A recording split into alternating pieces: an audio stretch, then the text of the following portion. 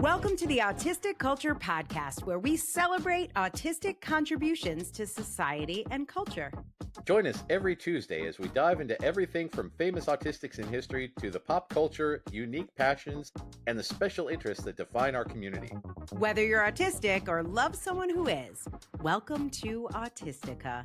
We're your hosts, Dr. Angela Kingdon, the linguistic autistic, and Matt Lowry, licensed psychological practitioner. Join us as we explore the values, traditions, and identity of Autistica.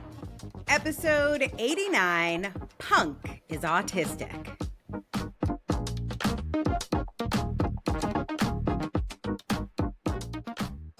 Well, hey, Matt. Hey, Angela. I am going to kick us off today with a quote I'm going to ask you to read, and then we will talk about who said it. So here's a quote. Let me text it over to you. When I talk about being introverted, I was diagnosed autistic. At an early age, I would not speak. Then I simply bloomed. My first visit to a psychiatrist was when I was like 3. Observational therapy, TM for tots, you name it, I've been there. All right. Any guesses who said that? And we're going with punk? Punk is, yes, it is a punk artist. I hope it's one of the Sex Pistols or something, because, that would be pretty interesting. It would be. And we will be talking about the Sex Pistols at great length today, but that is not. So many people requested an episode on Courtney Love. Yeah. She's autistic. Because she's autistic.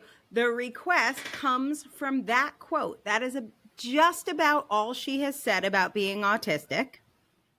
Wow. She came right out and said it.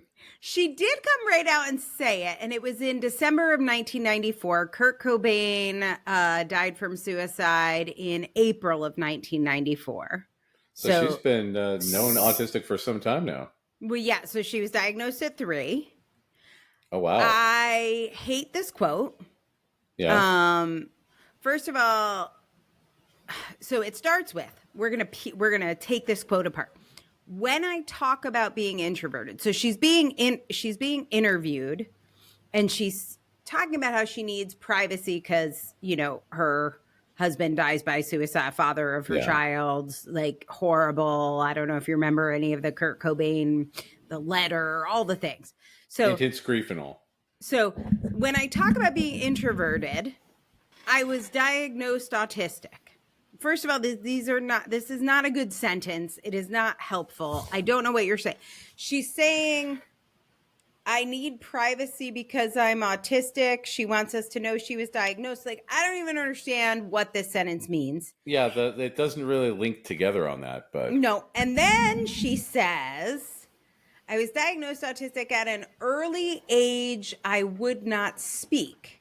So as a woman, this gets my hackles up a little bit. As a woman, the only way, and I forget how old she is, but she's probably about my age.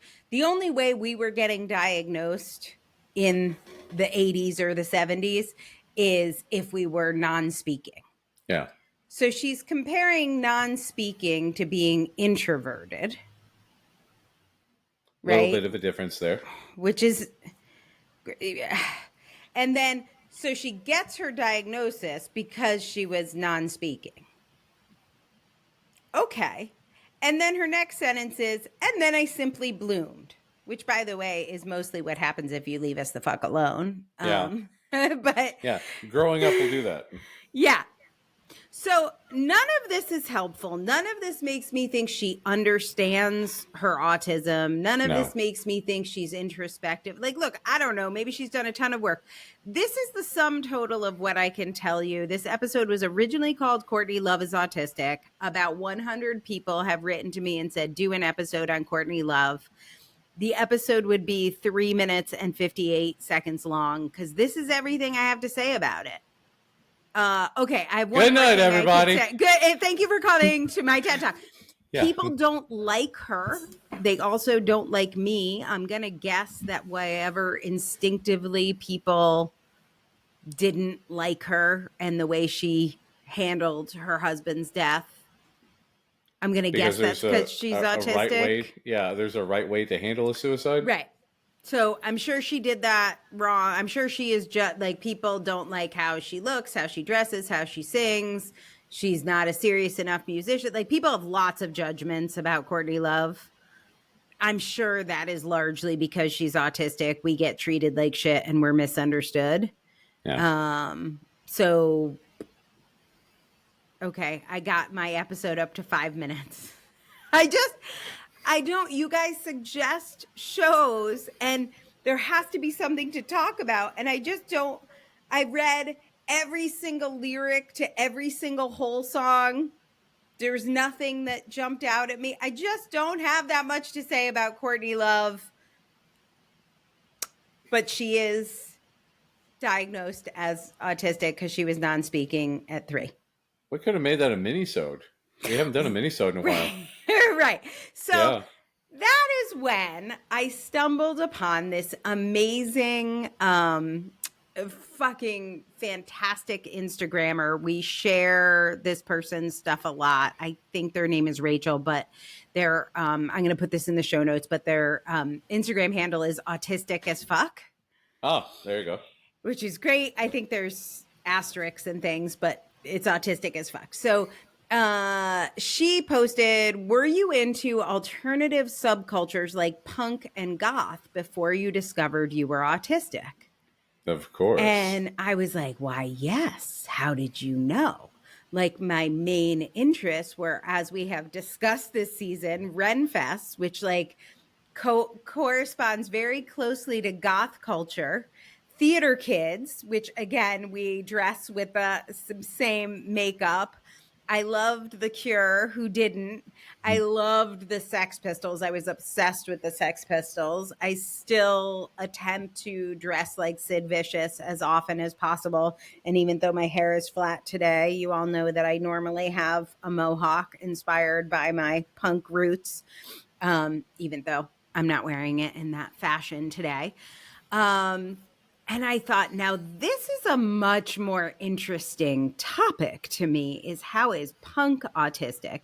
And the ways punk is autistic, which we're going to get into today, I have a few key categories we're going to go through. Courtney Love fits into perfectly. So Rachel says, some of my favorite punk and punk adjacent bands are X-Ray, Spec, The Clash, The Damned, Susie and the Banshees. I was obsessed with Susie and the Banshees to the point where I always had to be a Banshee when I played Dungeons and Dragons. There you Talking Heads, which obviously, as we know, David Byrne, autistic. The Specials, Devo. Oh, I was so obsessed with Devo and the flower pot hats.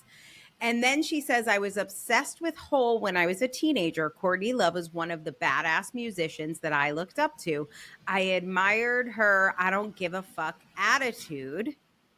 And when I read her biography and I found out she was diagnosed as autistic at a young age. So, very interesting. For me, I was definitely like The Clash, the Sex Pistols, like that's where my and then I got super into Johnny Lydon and like a whole bunch of related Lydon family reunion, a bunch of like related albums there. I was weirdly, obviously not punk, but I didn't know it. Embarrassingly, weirdly, one of my special interests was Billy Idol, who was like clearly more like, I don't know, bubblegum pop, but I thought it was punk. And he has like a lot of his older stuff actually is punk. So, and I, of course, bought and listened to that. And it was my very first, my first special interest around music. So this is, for me, this was like middle school. So this was like 11, 12, 13, 14, 15, right around then. So she continues and says, as a lonely and misfit teenager, I was naturally drawn to alternative subcultures like punk and goth. The music captured the alienation I felt, and it was a cathartic outlet for my angst. Looking up to badass alternative musicians gave me the strength and resilience to always get back up after facing major setbacks in life. We talk about our like stimmy songs that we'll put on repeat. I think I listened to Chumbawamba. I get knocked down. I get back up again. You're never going to keep You're me never down. gonna keep me down. Yeah. Yeah. Probably 3,500 times in a row, nonstop, pretty sure. And they have a whole like anti-capitalism punk background. Like they have a really interesting backstory, Chumbawamba. So she says, alternative music was pretty much the only thing I could relate to. So it was a huge part of my identity Same. before I discovered I was autistic. And I was like, and her whole thing is before I was autistic, I was punk. She even has t-shirts that say this. I'm like, oh my God, me too. The ethos of punk deeply resonated with me. It wasn't until later in life I realized why. And then she breaks these down. So I'm going to start here. I have a couple other things I want to talk about, but I love this breakdown. So she says, here are a few reasons why I feel the punk ethos parallels autistic culture and the traits of neurodivergent people. So number one, nonconformity. Of course. Punk is all about rejecting restrictive societal expectations, a trait that naturally aligns with autistic experience. So, of course, we have our whole thing about hierarchy makes no sense to us. Like, we're not just going to respect someone because they're older. Yeah, because top-down hierarchy is bullshit. Mm-hmm. Right. And punk just says no to that, which, God, to have a place where someone is not thinking you're crazy to say no to that is so helpful. So remember I mentioned with Chumbawamba how they're very steeped in anti-capitalism. Punk is a lot about social justice. So standing up for what you believe in, no matter what the cost, unwavering principles. That's not to say I have shared values with every punk person, because obviously it goes the other way, but it's definitely about being very clear about your principles, straightforward, and not compromising your integrity. You have to.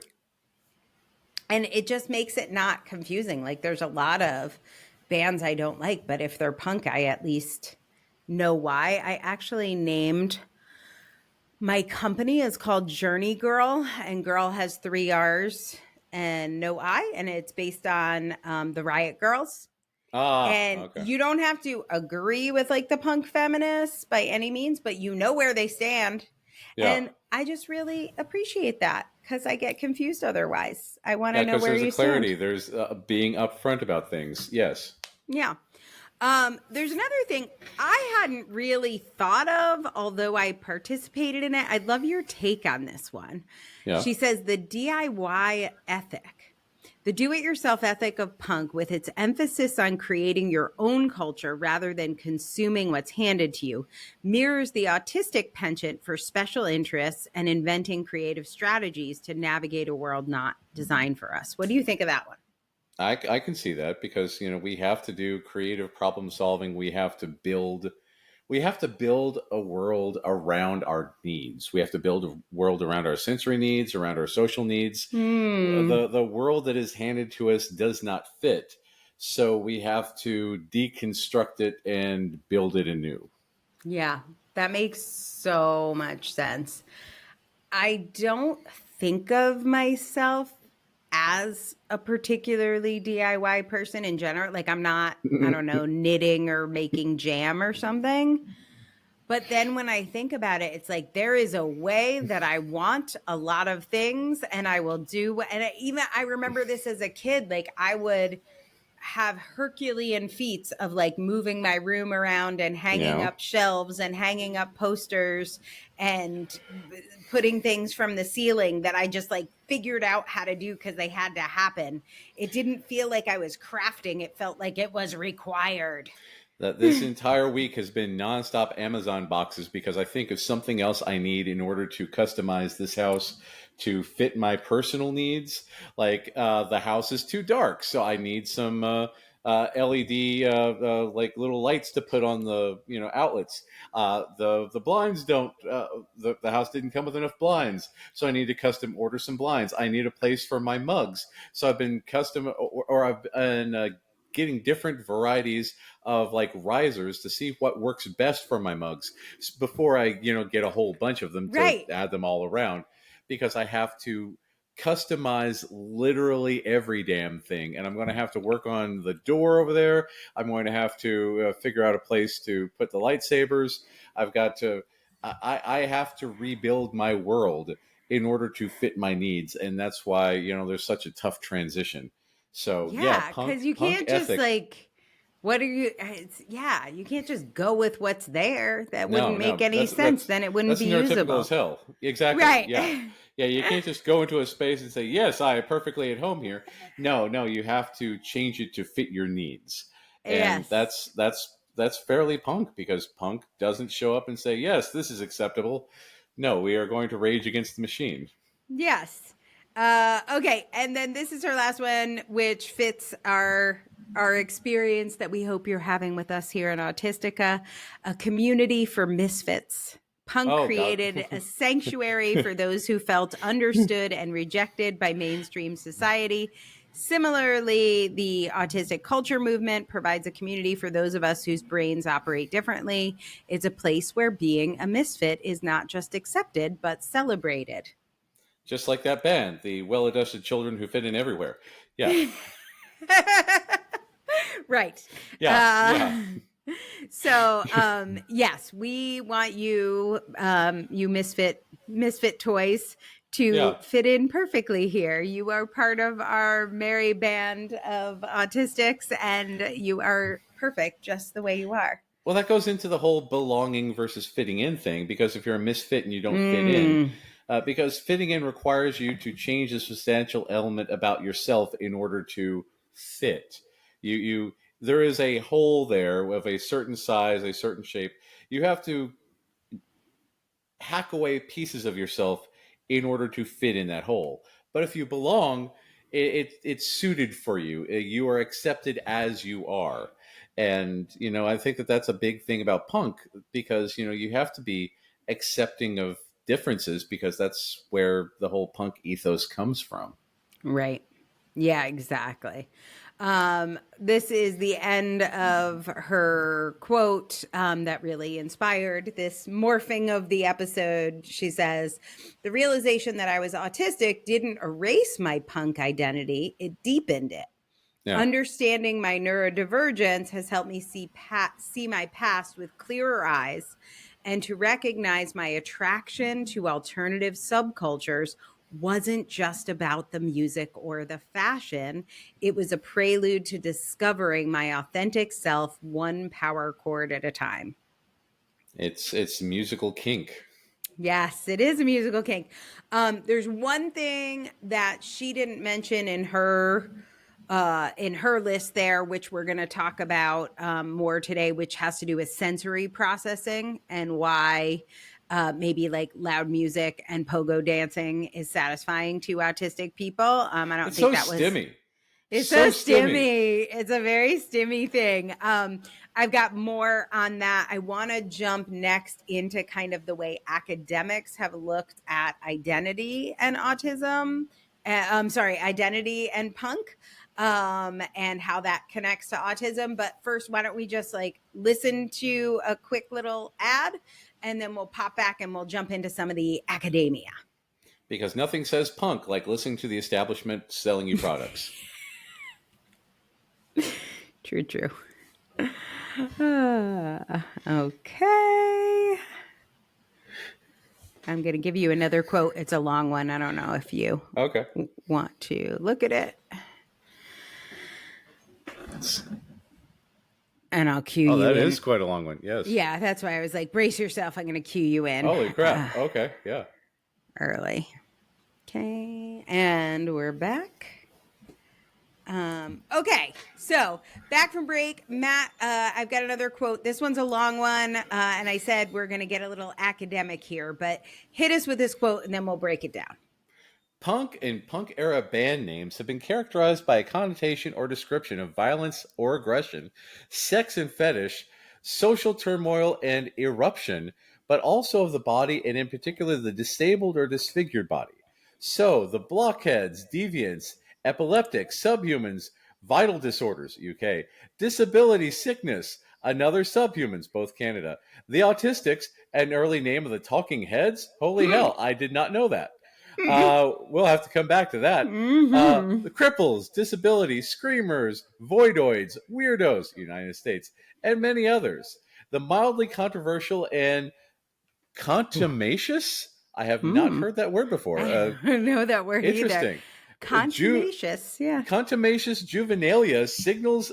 That is an interesting phrase. That's going to be my new punk band name. Contumacious it means juvenilia. Beavis and Buttheady. that is what it means. Yeah. Juvenile. Signals an identification of misfit clearly on the part of the band members, but also contributes to the subcultural terrain of the scene in which both direct and indirect referencing of disability has been widely accepted. Such naming becomes self-fulfilling as a public signifier of music offered. I venture to suggest that a band called, say, the Fuckwit Mutants, I made them up, but would not mind seeing a short set, is unlikely to be playing disco blues or good old country tunes. As for punk audiences, their anti-dancing style of the pogo, basically jumping up and down on or off the spot, while physically demanding, was a further display of a kind of incompetence, an inelegant, if thoroughly energetic solo reaction of body to music. Yeah, totally stemming. Right? I really want to know. I did not know that the Talking Heads were originally the Autistics. Right? That is, okay, so that came from the Oxford Handbook of Music and Disability Studies. Really? Particularly, that chapter was by a guy named George McKay, and that chapter is called Punk Rock and Disability. I'm so fascinated by this intersection and sort of owning of disability. Yeah. And you can see how punk culture's like radical approach to self-expression and rejecting social norms has this overlap with an actually autistic affirming experience. So I think one of the things we sometimes struggle with as autistic advocates is, well, then if it's a culture, is it a disability? And we're like, yes, it fucking is a disability because we have to live in this goddamn forsaken world that is not meant for us. And a world without wheelchair ramps. Right. So it's like, yes, punk is saying we are different and that's enough. Like we are enough. And this fucking sucks. Yeah. At the same time, it's not saying like, fix me necessarily. It's saying this is my identity. In other words, to say this more succinctly, our fights for identity first language as opposed to person first language was led in the 70s by the punk movement. Like they figured it out. They called their band the Fuckwit Mutants, maybe not that, but the Deviants, the Blockheads, the Subhumans, the Cripples, the Disability Screamers. They figured it out. They took the labels used against them and turned it empowering. Yes.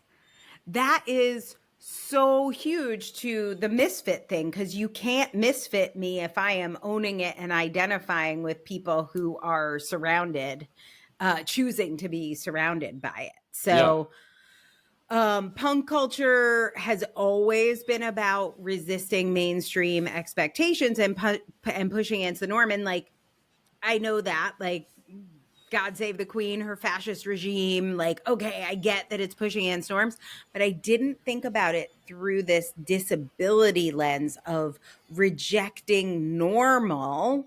Yeah. And what that means to be like out of, you've used this phrase before. I'm not going to do it as elegantly as you, but just like unwilling to be looked at through the neurotypical gaze. Yeah. Like I will not allow you to be the one to define how I see myself.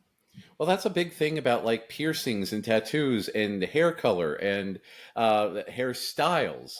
and clothing, and it's a deliberate deviation in every conceivable way, body modification for the purpose of changing the way that your meat body is perceived. Because I mean, honestly, have you seen all the different kind of mods that you can do with like head spikes and everything? Because and the under the skin. Yeah, the bumps and everything. I have like a friend of a friend, but she split her tongue, so it's like a snake tongue. Yeah, and it can go up and down, and yeah. Operates separately. Who knew? Yeah, I had no idea that would be possible, but yes. Her name is Stephanie, which I feel like I would want a name that started with S if I had. Exactly. It would have to be important to me. So that kind of comes back to that DIY thing too, right? Is like meat body customization. Yeah, it's like there are things I can't control, but I can make it look like this. I can make it do this. I can like create these things.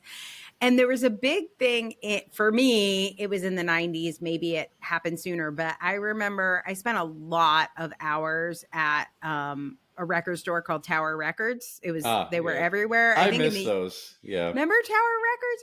There was this section of zines. Are you old enough to remember zines? They were like these homemade, independently published. Yeah, they were like stapled together and shit. I used to just whatever that zine section was, I would spend hours there, hours going through each of the zines and trying to decide which ones to buy. And oh my God, there were so many I was so into and looking forward to. It was before the internet. Y'all, everybody listening doesn't understand. That was the way that we found each other back in the day, because yes, those ads in the back, we would talk to each other. Yeah. So let's see. This is another quote from McKay's article. I'm going to send this over to you to read. Here you go. For some disabled people, punk offered expression, empowerment, visibility, humor, bad taste, and attitude, and all in a zone of sociocultural liberation as much as, even more than, it exploited disability or used it as a marketing strategy. I think that that's important. Yeah. I think there's obviously we went through the trauma of love on the spectrum with our little forest animal music that we were narrating to. Oh my God. But like punk doesn't allow you to do that to us. There are certain ways that we view, I think I talked about this in one of our episodes. There's a show they really like. I know they meant well. It's called Welcome to Wrexham. It's about this football team in England that Ryan Reynolds bought, and the guy, I always forget his name, Rob McElhenney. Rob, that one. Yep. Yeah. Who was recently diagnosed autistic, and we haven't heard a word about it in an entire year. But yes, go on. Yes, exactly. So he has been busy running a soccer team in Wales, to be fair. So anyway, they did this episode on their autistic super fans. And like one of their famous soccer player, like one of their stars, has a 2-year-old that has autism, and then sad music. And we should do a fundraiser because poor Albie, but maybe someday he'll grow up to be normal. It makes me want to rip my eyeballs out. Yeah. So there's the pity lens. We could view autistic people through some sort of missing puzzle piece pity lens. And then there's the cute forest animal, aren't they adorable, sort of belittling child, pat them on the head lens. The forever young and innocent and leading to the belief that we can't have sex, which is why we had Kate on for the kink episode. Yes, thank you, Dr. Sharp. And then we also have the superhero. You can do anything. It's a superpower. It's a superpower. Yeah, because during the move, I was completely debilitated for like an entire week. Because that's my superpower. Because Right. Well, you should have done 5 moves and made a website about it and raised $1 million for charity. And then we could like put you on TV for being a super mover or something. Yeah. So those are our options. So we could be a superhero, no thank you. We could be a forest animal, no thank you. We could be like pitied and people raise money for neurotypical people raise money to fix us. None of these options are fucking great. No. And then there's this punk option, which is like, I'm going to name my band the Autistics and say fuck you to everyone and do it all on my terms. Yes. I do like the fuck y'all approach. The fuck y'all approach. Again, I have burned a significant number of bridges to the point where, fire investigators are regularly checking. But, it's the thing that it's the only acceptable way, because I can't deal with the I've told stories on here about on this day on Facebook, exactly 1 or 2 years ago today, I got a call that says, yeah, hey, I'd like an evaluation. Oh, good. I'm autistic. I do evaluations. How much do you charge? I tell them how much I charge. And this woman says, you can't charge that much. You'll lose your disability. I'm like, well, I'm not on disability. This is my job. I do this for a living. And she said, well, if you're not on disability, you can't be that autistic. And I'm like, I gotta go. Then I was, my phone's not. I'm sorry. I just can't hear. I'm sorry. I can't hear you. Bye. Yeah. And then I shut down for like 2 hours after that because I couldn't deal with it. So, yeah. Right. People. Oh ableists. my God. Oh, ableism. Oh, so exhausting. Well, punk has this anti-aesthetic embracing your imperfection, and they carry that through. It's like come as you are, raw vocals, simple chord. Yes, as I watch you. Go on. Come as you are. But yes, so crappy vocals, simple chords, a lot of punk performers saying they're not even musicians, like they're not even taking the music as seriously as the culture. Yeah. That's not to speak for every single well, that's punk the thing. musician. I mean, if you say it's punk, it means it's synonymous with rebellion. If I don't know other genres. Well, that's kind of what he was saying. What McKay was saying when he's like, if I had a band called the Fuckwit Mutants, you're not expecting like a classical orchestra. You're not expecting a blues band. I just really want old timey twangy country with do do do do do do. Fuck y'all. Fuck y'all. Yeah. Wait, is there punk country? You guys, can you put that in the comments? If there is punk country, I would like to listen to it. I put some of my favorite punk playlists in the show notes. But if there is punk country, yeah, it's all one word, I'm sure. K for punk country. Yeah, fucking show me that. Show me that. But I think this is where... And if it doesn't exist, I request you to make it. Show us some videos. Put us in the links. Yeah, exactly. Yeah. But this is like a place for unmasking. And masking is so exhausting. And if you think about it, if you are... Who's the guy right now? John Batiste. Everyone's going crazy over John Batiste.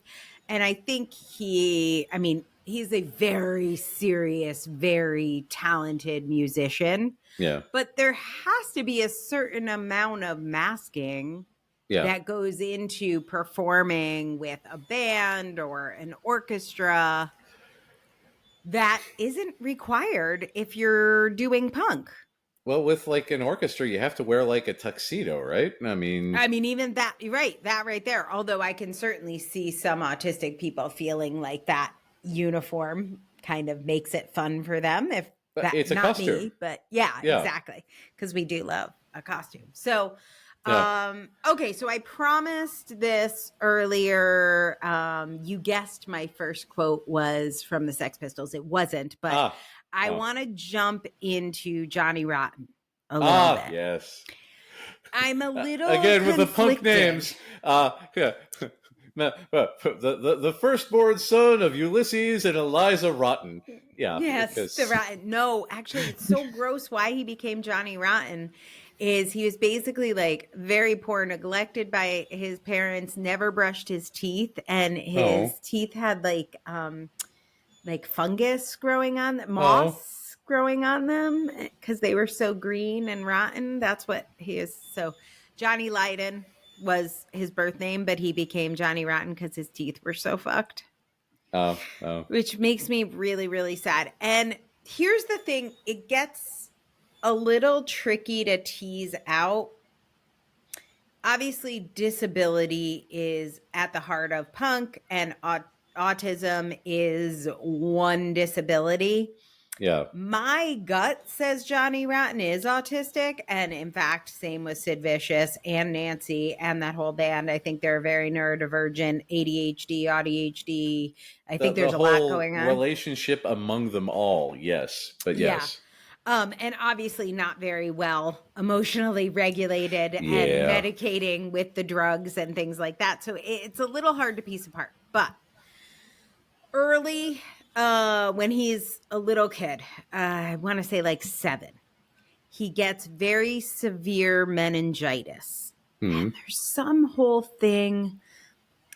The story of the meningitis right away makes me think autism.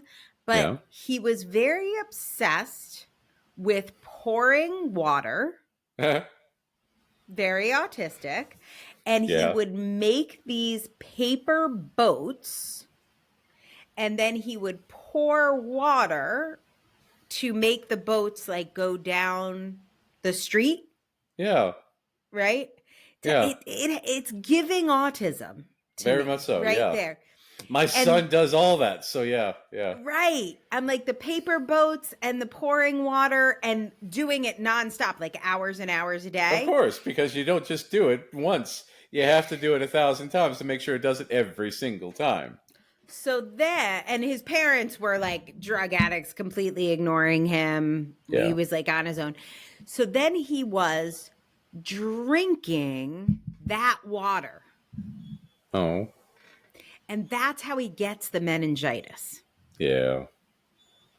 So he's in the hospital for over a year. So already I think the meningitis is a result of autism. It just in my gut, I think we're seeing that. But okay, maybe he just happens to get childhood meningitis. He's in the hospital. He is very severely impacted physically. He, of course, it's England, so they actually have healthcare. So in America, I think you just die. Yeah, I'm pretty sure. But he actually had the NHS, so that was nice. But he ends up a hunchback, and they attribute the hunchback status to the meningitis. Do you want to talk a little about hunchback and autism? It's a co-occurrence. Is it? I was unaware of this. I know that there's a lot of there's a lot of issues with like scoliosis, especially, and the way that. So a lot of our, this goes back to like the connective tissue stuff and our meat body tenuously holding itself together. But I never really put it together like hunchbackery would be, directly linked to that. But it makes a lot of sense because he had a curved spine. He had that hump, that hump that we have. Taylor Swift has it. We put pictures. I think you have it. I have it. I do. I do. Yeah, it's right back here. So that's what he had. So that's where I keep my hunchback. That's where I keep my hunchback. That's where he kept hit. And by the way, Richard III, I'm going to do a Dick 3 episode. We're going to talk about how Richard III was fucking framed and fucking autistic. Dick 3 episode to come.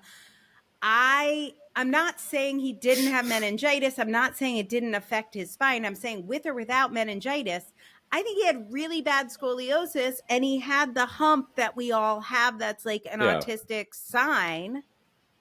And then he has huge balance issues.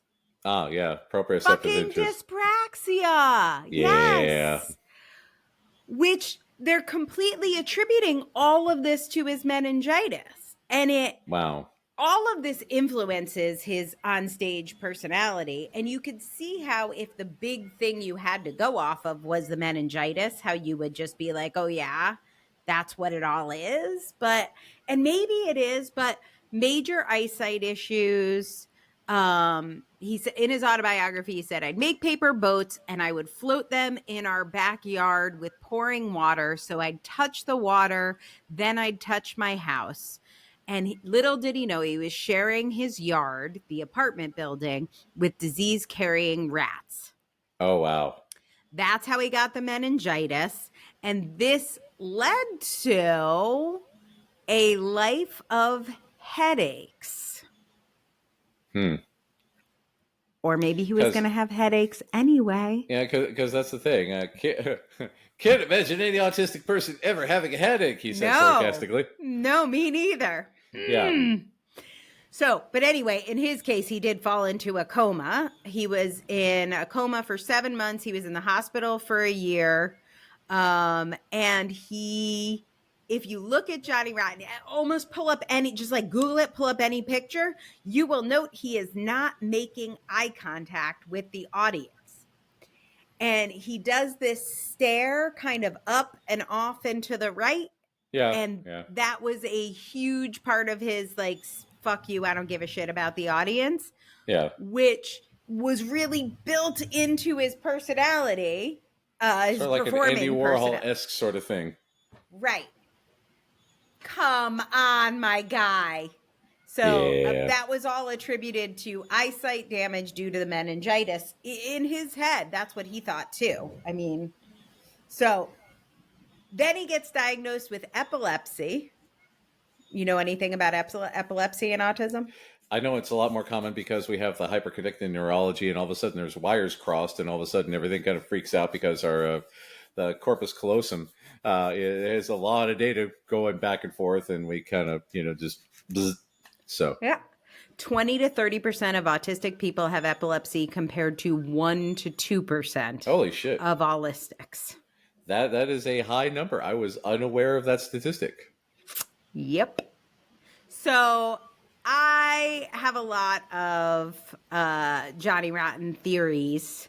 Jerky movements, again, dyspraxia, proprioceptive issues, not making eye contact. They all get attributed to this meningitis, but even the meningitis, I think, goes back to why are we so into pouring water? I do love me some water pouring activities. Autistics love flowing water. It's just incredibly peaceful. It's very self-regulating. It's very stimmy.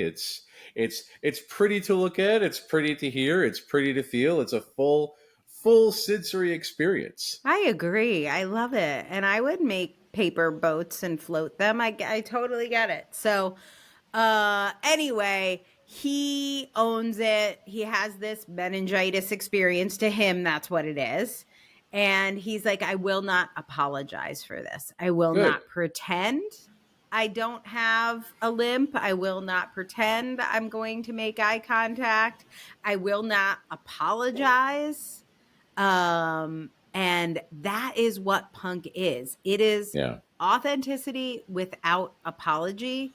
That is all autistic people want, is spaces where we could be ourselves without masking. Yes.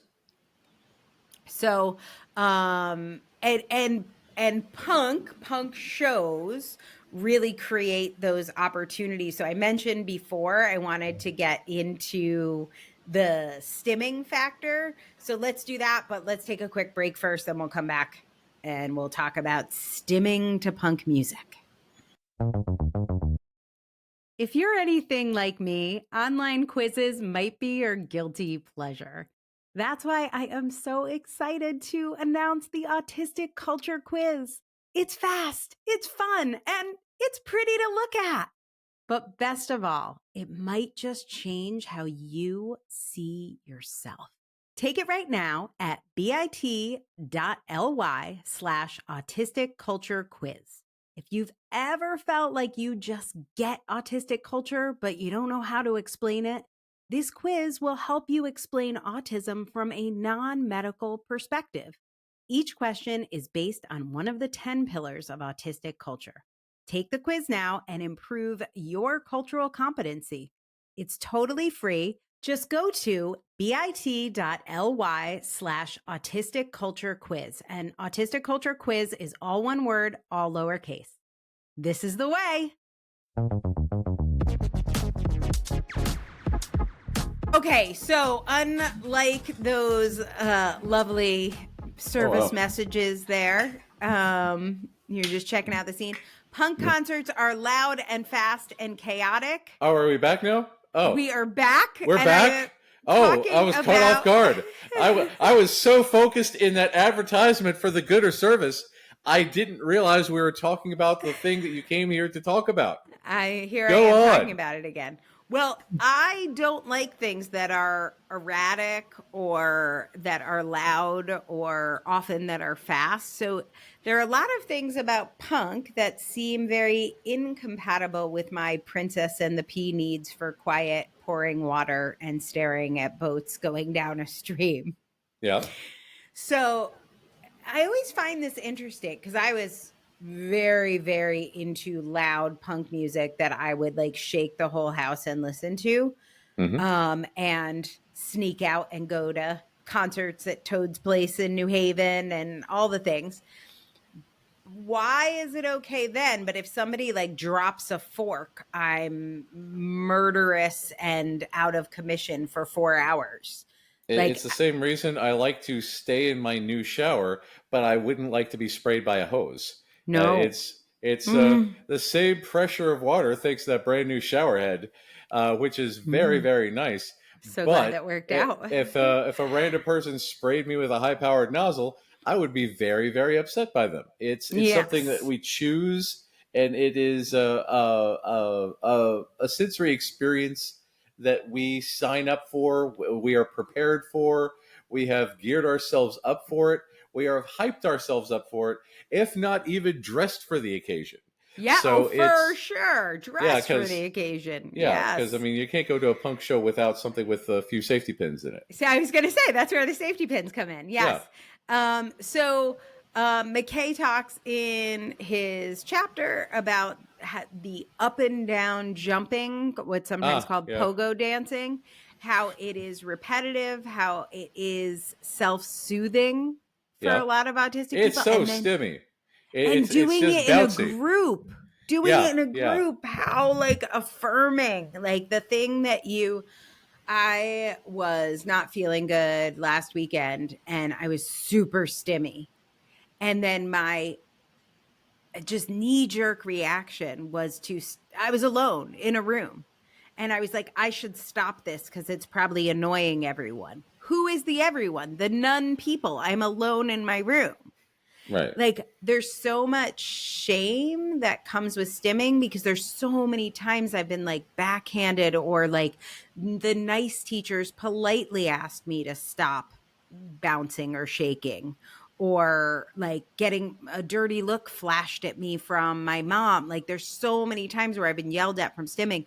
Imagine being in a place where not only are you not being shamed, but the people on stage are doing it. The people in the audience are doing it. You are not out of place. It is welcome. You are vibing with your fellow autistics. Yeah. So, and it's really about like reclaiming the way that you want to express yourself or your body wants to express itself. Yeah. So I found this awesome article. I don't exactly know how to say her last name, but I think it's Amy Treharne, Treharne. I'm going to put this link in the show notes, but Matt, her article was called How Hardcore Feminist Punk Rock Unlocked My ADHD Brain. Here's what she said. That's awesome.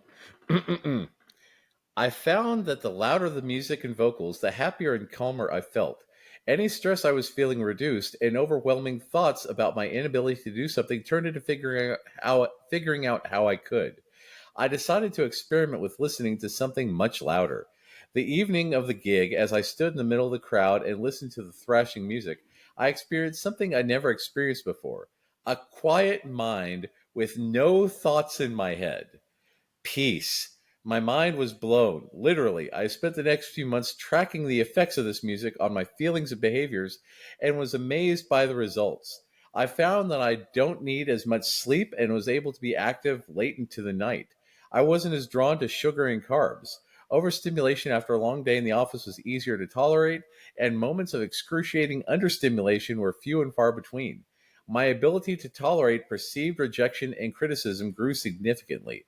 This music, it was clear, was making everything so enjoyable. That's a lot of co-regulation going on there. Right? I never made this connection. We've had other guests who I was like, can you explain metal music? I think in our interview with the vampire, I was asking her, can you explain to me why the death metal I don't understand? And this article unlocked something for me. So I want to go through this piece by piece and get your therapy guy head on this.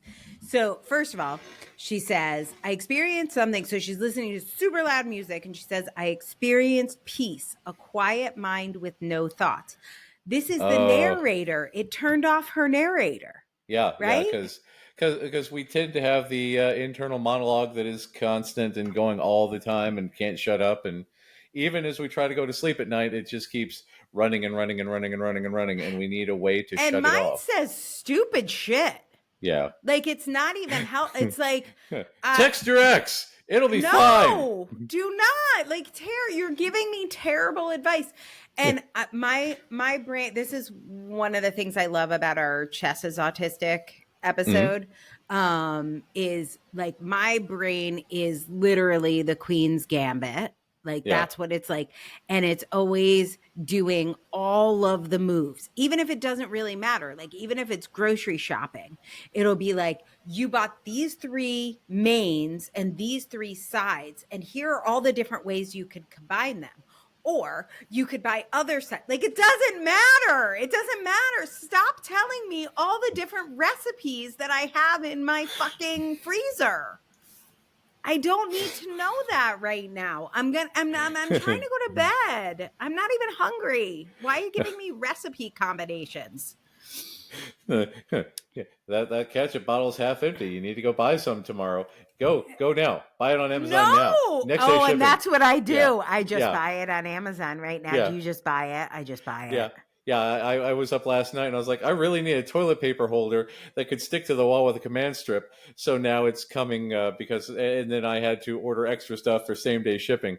So I'm getting like some more command hooks. Because the options are the narrator keeps talking to you for 4 hours, or you just like follow the rules and just buy it now and make the narrator shut up. Yeah, you gotta, or like, hey, did it forget to bring that big box of stuffed animals with that stuffed dragon? I had to go downstairs and look and like, oh, good, the box is there. Everything is as it should be. And then I was able to go to bed because there's some weird side quest that your brain randomly assigns you in the middle of the fucking night. And until you complete that side quest, you get absolutely zero sleep. Unacceptable. Yeah. Unacceptable. Fuck you, brain. Fuck you, brain. So she gets that to turn off. And then she says... That would be nice. And I love this. She sets up a spreadsheet because autistic. And she's looking at how her feelings and behaviors change based on how often she rocks out to like hardcore punk. That's the thing. The cognitive analysis of emotional expression. That is the most autistic thing ever. I love us. Our people are beautiful people. Decided to experiment. Yeah, like, again, it's not just I'm going to try. It's a formal experiment of I'm going to see the reaction of my meat body to this stimuli. Right. So she's like, how many hours of sleep do I need if I go to a punk show? How many hours do I need if I don't go to? I would guess you need more if you go to a punk show, but that would only be true if the punk show was, which would be the case probably for me, if it was subtracting energy. Right. But if it's giving you energy. Yeah. Like the vampire episode, energy vampires, we vibe and we feed. And Right. yeah, Right. So, the way she says this is, I was able to be active late into the night.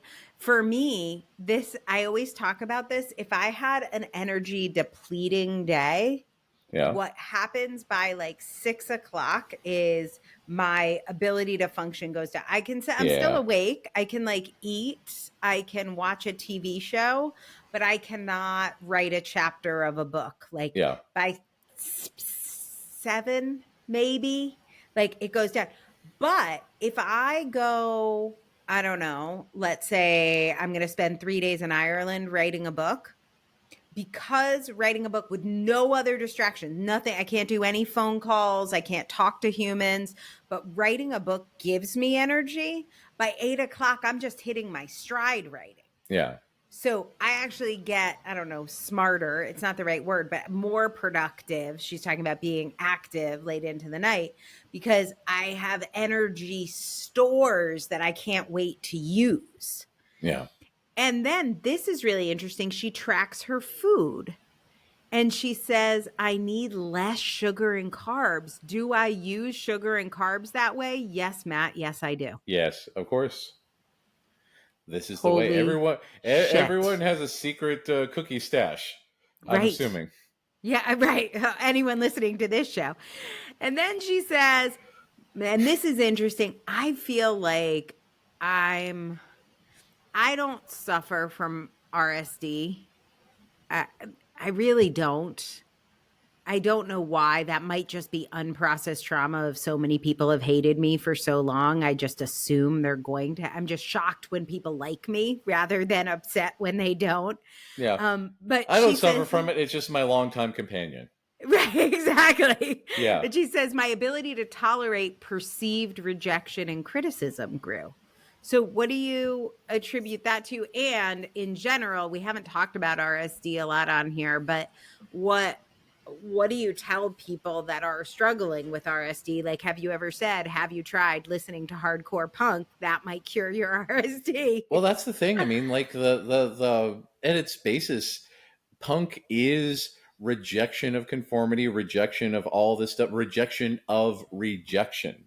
So, I mean, a lot of autistic people have perception sensitivity dysphoria, where we're like really hypersensitive to people looking at us and judging us. So, a lot of people will intentionally wear very bright hair to deliberately draw attention to that I as a did lightning that. rod. Yeah, Yeah. any purple-haired women, give me a call because I dig that. I got you. So He's like, I yeah, got you. I get it. yeah, I got your number. but yeah, it's one of those things. And again, with punk, if you deliberately have a mohawk, if you deliberately have a lot of piercings, it is a statement to say, I don't care about your judgment. It doesn't affect me in the least. So, and again, the message of punk, whenever you have like punk songs, you know, there's not a lot of punk songs of, man, I feel really bad today because a normie judged me. Right. Yeah, No, we're not doing that. That is not one of the options. that's not how the genre works. So, it's a form of empowerment. It gives you energy. It gives you a sense of self-esteem, a sense of pride in yourself. And I think that is incredibly valuable. Yeah. It's just at the heart. It's next level unmasking. It's obviously I love Dr. Devin Price and Unmasking Autism.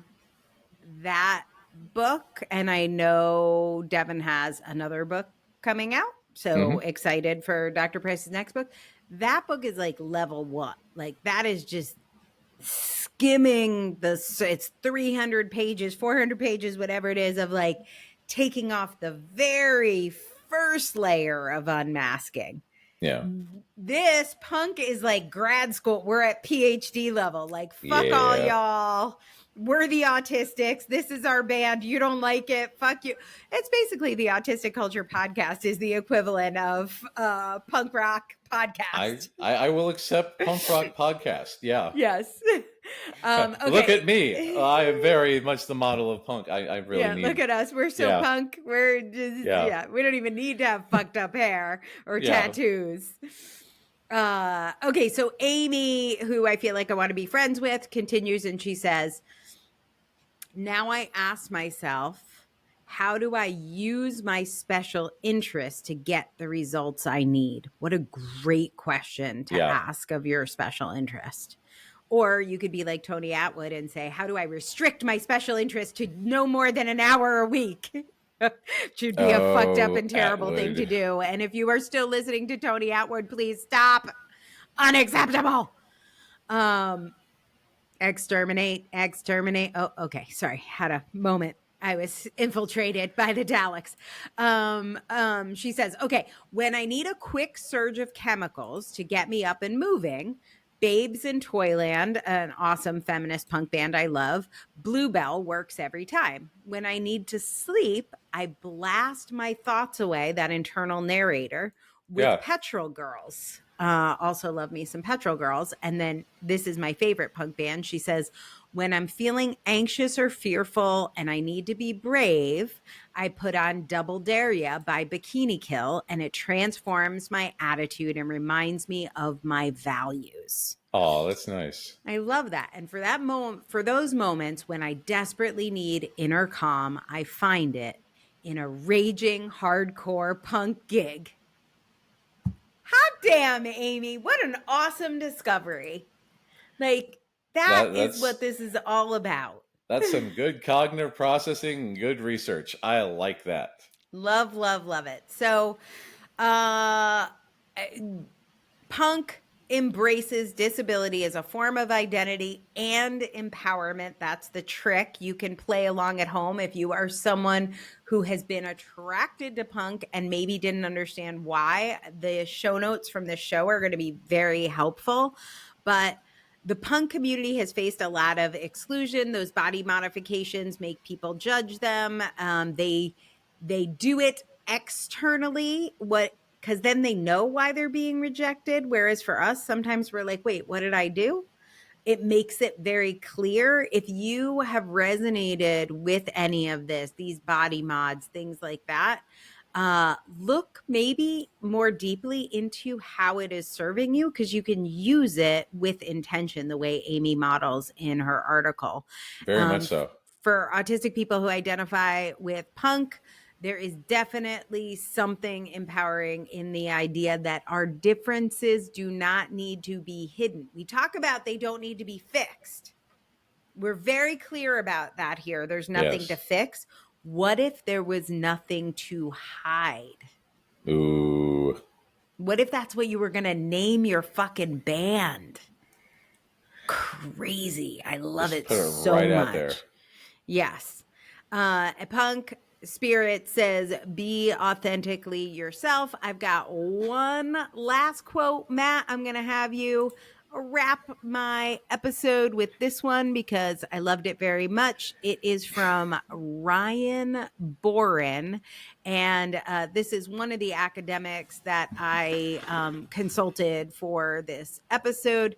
This piece that it comes from is called Chronic Neurodivergent Depressed Queer Punk Rock, the Social Model of Disability, and the Dream of an Accepting Community. This is what we're going to leave it on. That's a hell of a title. Yes. Take it away, Matt. I found community amidst online gender punks, neuropunks, and cripple punks conversant in the social model. Here's some collected listening that covers a gamut of punk and punk-adjacent music on mental health and living in divergent body minds. Everything that was normally supposed to be hidden was brought to the front. And so I put those links, those playlists, they are in the show notes. You want to listen to these. It is magical what happens when we remove ourselves from the neurotypical gaze. Yeah. Like we don't need you. We don't want you. We don't need the baby elephant dance playing as we walk down the road. And Matt enjoys sunsets, the color blue, and social justice. Oh, I hate it so much. All right. Yeah. Bring us home, Matt, and tell us something you absolutely loved about being autistic this week. Okay. So I'm moving into this new house. It is a much bigger house with much more space. You might hear a bit of an echo right now because my office has not yet been set up and I'm in my living room. But my son loves clocks. He loves timekeeping. And indeed, we are at Big Clock House because when we were browsing, we saw this house that had a big clock. You and my basically son bought a house for the and clock. this is a tiny plaque that says Big Clock House. So my son just fell in love with this house. He was ready to move to Big Clock House. And as you know, transitions are difficult for us. And it has a lot of space. It had enough rooms for everything, place for my mugs, place for the office. Anyway, so we boxed up everything in our old house, brought it here. One of the things that we boxed up was my son's collection of clocks in a clocks box. And I started moving here last week and got done by, I think, Thursday. And my son came over yesterday and he was like, "Where's the box of clocks?" And I was like, "I don't know, man. We've got a lot. I haven't even found the silverware yet. I literally lack the spoons." So, but again, he's 9, he's autistic. That was not an answer. And he's like, "Where's the box of clocks?" Because he really, really wanted to hang up his box of clocks. So it occurred to me that a box filled with clocks, still having their batteries, would be relatively loud. So I went all Edgar Allan Poe, went Did you through the have garage. like a glass? Were you holding a glass up to the boxes? Yeah, exactly. Well, that's the thing. I mean, I just kind of listened, and there was a very loud ticking box, and indeed, it was the clocks box. So we spent all yesterday afternoon hanging up maybe 17, 18 clocks in his clock room. So he's got a bedroom and he's got a playroom, and in his playroom that's now the clock room. And I hung up all these clocks, and I said, "Do you like the clocks?" And he says, "Yes." And I said, "Do you want to come out and spend time with Daddy?" He said, "No." And I said, "Do you want Daddy to spend time in here?" He said, "No." I said, "Do you want to spend time in here by yourself looking at your clocks?" He said, "Yes." And then I left the room and he just shut the door behind me and just spent a good hour. I would peek in on him and he was just sitting in his chair looking at his clock collection, happy as can be. There's so much to look at. There's so much to observe. He's just taking in all the details because he's never had a space where all of his clocks could be hung up before, because we just never had a wall big enough just for his clocks. I love that so much. We now have his clock room in Big Clock House, and he is just tickled pink to have a place to look at all of his clocks. And I could not be happier because he's got his collection. He's happy. He wants to come over to Daddy's house and look at his clock collection and tell me about his clock collection. He wants to rearrange the clocks, so I've got to make sure that everything is sturdy on the walls for him to not yank nails out of the walls. But This is going to add a layer of complexity to your plan to have 2 of everything, so he has something at Mom's and Dad's, because I don't think you can give a whole extra room to her house. Yeah. We ran into that last week because he was going to Trail House, and he was quite upset that he couldn't take a hanging clock to their house. So I was like, "No, these clocks have to stay here." So I was like, "Well, after we go to Trail House, we'll go and get you another one of those to take to their house." And that was his, focus. He was a little distracted at Trail House because he kept talking about go to get another hanging clock. But he has his clock room here, so we've got what he needs. So it's very nice. You got what I need, and you say it's just a clock. But you say it's just a clock. I'm not convinced that he's not autistic, so yeah. Well, that could be a future episode. Yeah. Hey, my punk rock friends, tell us what your favorite punk band is. You can do that in the comments over at Substack. Make sure you tell someone about our show if you've learned something, if you like it, or if you hated it and you just want to torture someone. Tell someone you hate about the show. Your recommendations really matter to us. Thank you so much for being here. Have a good one. Thanks for listening to the Autistic Culture Podcast. If you enjoyed today's episode, don't forget to check out our advocacy episodes every Friday, where we explore important issues and share strategies for living your best, most authentically autistic life. And for even more autistic culture, consider becoming a paid member for exclusive perks like Q&A calls live with Matt and I, a virtual writing circle, and our new self-defined living course by Becca Laurie Hector. Fun fact, it costs us about $8 for every minute you hear or see us on the podcast, but our member pricing is just $8 a month. What a bargain! Buy one, get 500 free. Seriously, if you could afford it, we would really appreciate your contribution. It makes this all possible. And of course, the best way everyone can support what we're doing here is to rate, review, share, and subscribe on Substack or your favorite podcast app. This is the way.